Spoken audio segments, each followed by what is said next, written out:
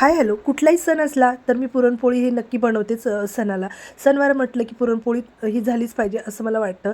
त्याशिवाय सणासारखं वाटत नाही. तर हा सण होता रक्षाबंधनचा आणि व्हिडिओ अपलोड करायला उशीर झाला. तर इथे मी डाळ शिजवून घेतली. दुपारी लवकरच मी स्वयंपाकाला लागली. 4 वाजता मी डाळ शिजायला टाकली होती. कारण संध्याकाळी येणार होता भाऊसुद्धा राखी बांधून घ्यायला आणि नणंदबाईसुद्धा मिस्टरांना राखी बांधायला येणार होत्या.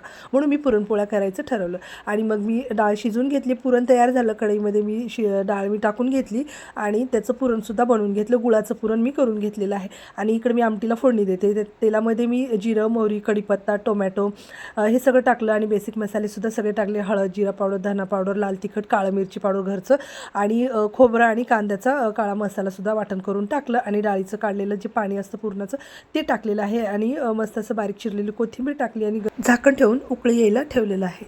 उकळी आल्यानंतर चवीनुसार मीठ टाकलेलं आहे आणि इथं आमटीसुद्धा तयार झाली. भात झालेला आहे. वरतून बारीक चिरलेली कोथिंबीरही टाकलेली आहे आणि झटपट मी सगळ्या पोळ्यासुद्धा करून घेतले. भजे पापडसुद्धा केले. असा होता माझा रक्षाबंधनचा दिवस. आवडल्यास लाईक, शेअर, सबस्क्राईब करा.